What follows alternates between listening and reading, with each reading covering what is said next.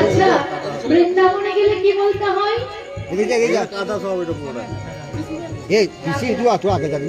আর মায়াপুর নবদ্বীপে গেলে কি বলতে হয় গো? যাওয়া হয়নি কিন্তু ফোনে তো দেখতে পাই, তাই না? তাই তো, অনেকে যেতে পারেনি কিন্তু ফোনে দেখতে পান। কি বলে? জয় নিতাই। মায়াপুর নবদ্বীপে রাধে রাধে, জয় নিতাই, তাই না? বৃন্দাবনে গেলে বলতে হয় রাধে রাধে। আচ্ছা, এই যে রাধে, এই রাধে বললে কি পুণ্য হয় জানেন? আমরা যে হরিবাসরে এসে একবার হলেও তো বদনে রাধে রাধে বলি বাবা। তাই রাধে বললে পুণ্যটা কি হয়? একবার রাধে বলার যে পুণ্য, সেই পুণ্যটা কি? মন দিয়ে শুনুন মা, রাধে রাধে গল্প করবেন না। এই যে রাধে, এই রাধে বললে কি পুণ্য হয় সেটা বলবো, মন দিয়ে শুনুন। এক মহান ব্যক্তি ছিল, তার বাবা ধন দৌলত, টাকা পয়সা, ঘর বাড়ি এইসবের অভাব ছিল না। ধন দৌলত, টাকা পয়সা এইসবের কোনো কিছুরই অভাব ছিল না, কিন্তু তিনি হলেন ভগবান শ্রীকৃষ্ণের পরম ভক্ত। তিনি এত ধনী লোক হয়েও তার সেই ঐশ্বর্যের সুখ মায়া ত্যাগ করে শুধু এক মনে ভগবানের নাম জপ করে যায়। দেখবেন বাবা, অপরাধ নেবেন না। যদি কেউ থেকে থাকেন, মেয়ে ভেবে ক্ষমা করবেন। দেখবেন আমাদের এই গৃহজগতে কলিযুগে অনেকে আছে যাদের হয়তো ভগবান অঢেল দিয়েছে, কিন্তু তাদের মনে কোনো অহংকার নেই।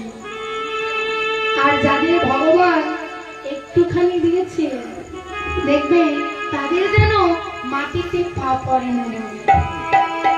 তাহলে তিনি এত বড় মহান ব্যক্তি হয়েও তার মনে এইটুকু অহংকার ছিল না। তিনি শুধু দিন রাত ভগবানের নাম জপ করে যেতেন। অবশেষে তার ঘরে জন্ম নিলেন এক পুত্র সন্তানের জন্ম হলো।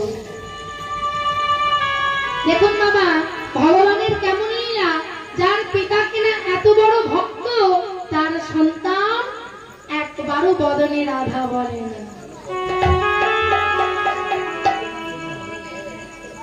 একবারও রাধা বলে না। এবার পিতা মনে মনে ভাবছে, বলল, পুত্র তুমি কেন রাধা বলো না পুত্র? এই ভগবান ছাড়া আমাদের এই দুনিয়ায় আর কোনো কিছু নেই। আদি এত কিছু দিয়েছেন, সবই তিনি দিয়েছেন। যদি আমরা তাকে ভুলে যাই তাহলে কি করে হবে বাবা? চলো আমার সাথে তুমিও ভগবানের নাম গাইবে, রাধে রাধে নাম জপ করবে। কিন্তু সেই পুত্র একবারও রাধে বলে না। এবার পিতা কি করেছে না, পুত্রকে নিয়ে গেছে গুরুদেবের কাছে। গুরুদেবের কাছে গিয়ে নিয়ে বলল, গুরুদেব, আমার পুত্র একবারের জন্য হলেও বদনে একটিবারও রাধা রাধা বলে না। যেই না গুরুদেবকে কথা বলেছে, গুরুদেব বলে, কি ভক্ত, যার পিতা হলো এত বড় ভক্ত আর তার পুত্র ভক্ত না। তখন সেই পুত্র বলল, আচ্ছা গুরুদেব, এই যে রাধে, এই রাধে বললে কি পুণ্য হয়, এই রাধে বললে কি ফল হয়, সেটা কি আপনি আমায় বলবেন? গুরুদেব বলল, শোনো ভক্ত, আজ তুমি যে একবারের জন্য হলো যে প্রশ্নটা রাধে রাধে বলে জিজ্ঞেস করলে, এই প্রশ্নের উত্তর তুমি একদিন পাবে। যেদিন তুমি তোমার আসল ঘরে যাবে ফিরে, সেই দিন তুমি তোমার এই প্রশ্নের উত্তর পেয়ে যাবে। তাই ধীরে ধীরে সেই পুত্র বাবার অসুখ হলো। এমন অসুখ হলো যে অসুখ আর সারল না। একদিন হঠাৎ করে গঙ্গা লাভ করল। আমরা শুনেছি মৃত্যুর পর কোথায় যেতে হয়? জমালয়, তাই না?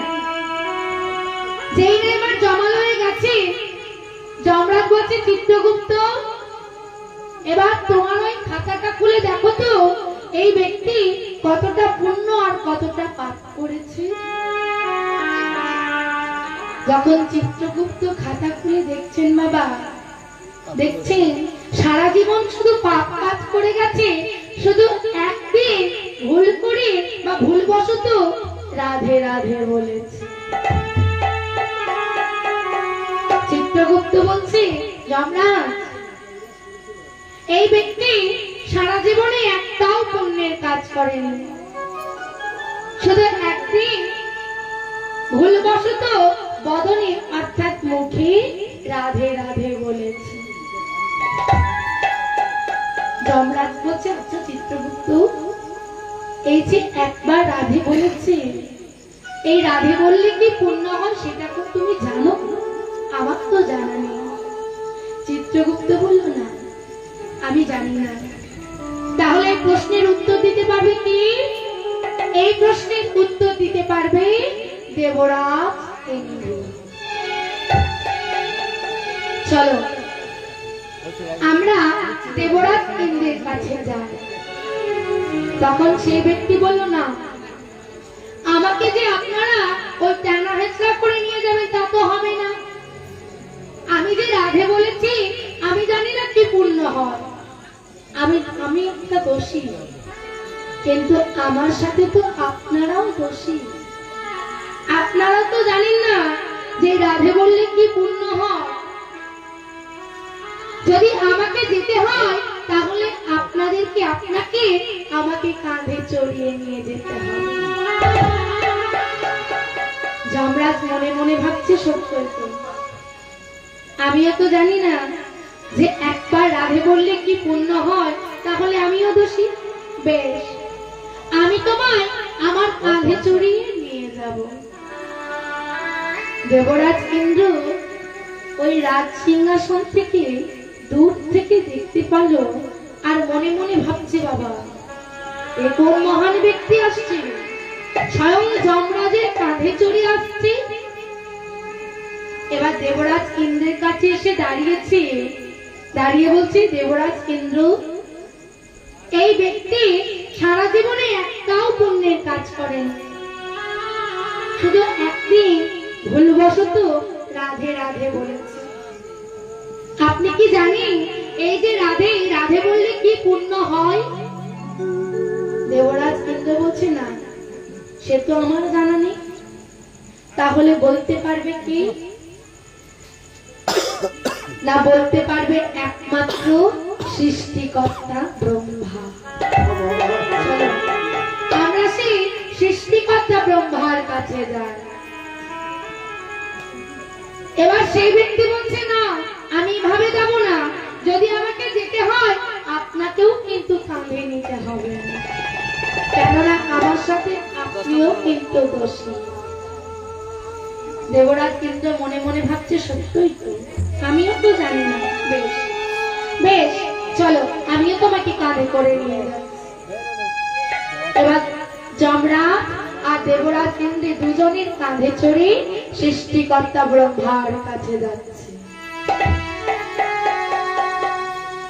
সৃষ্টিকর্তা ব্রহ্মা দূর থেকে দেখে ভাবছে, বাবা, এ কোন মহান ব্যক্তি আসছে। দেবরাজ ইন্দ্র আর যমরাজের কাঁধে চড়ে আসছে, এ কোন মহান ব্যক্তি। যেই না ব্রহ্মার কাছে এসেছে, এসে বলছে, ব্রহ্মা, এই যে ব্যক্তিকে দেখছেন না, ইনি সারা জীবন শুধু পাপ কাজ করেছেন, একটাও পুণ্যের কাজ করেননি।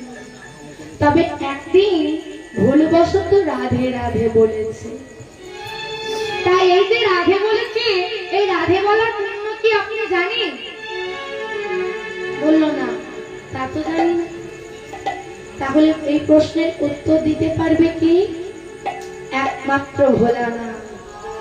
বেশ, তাহলে চলো আমরা সেই ভোলানাথের কাছে যাই। তখন সেই ব্যক্তি বলল, না, যদি আমাকে যেতে হয় আপনাকেও আমাকে কাঁধে নিয়ে যেতে হবে। বেশ, তাই হোক। এবার দেবরাজ ইন্দ্র, যমরাজ আর সৃষ্টিকর্তা ব্রহ্মা এই তিনজনের কাঁধে চড়ে ভোলানাথের কাছে যাচ্ছে। ভোলানাথ আমার দূর থেকে দেখছে, বাবা এই কোন মহান ব্যক্তি, সৃষ্টিকর্তা ব্রহ্মা, দেবরাজ ইন্দ্র আর যমরাজ এই তিনজনের কাঁধে চড়ে আসছে। এবার এসে বলছে, ভোলানাথ, এই যে ব্যক্তিকে দেখছেন না, এই ব্যক্তি সারা জীবনে একটাও পুণ্যের কাজ করেনি। শুধু একদিন ভুল করে ভুলবশত একবার বদনে রাধে রাধে বলেছে। আপনি কি জানেন এই রাধে বললে কি পুণ্য হয়? ভোলানাথ বলছে, না, এটা আমার জানা নেই। একদিন যে রাধে বলেছে, এই রাধে বললে কি পুণ্য হয়, কি ফল হয়, সেটা আমি বলতে পারবো না। তাহলে এই প্রশ্নের উত্তর দিতে পারবে কে? এই প্রশ্নের উত্তর দিতে পারবে একমাত্র ভগবান শ্রীকৃষ্ণ। বাবা, তিনি হচ্ছেন অন্তর্যামী মা, তাই না? তিনি কিন্তু সব বুঝতে পারছেন, সব দেখতেও পাচ্ছেন।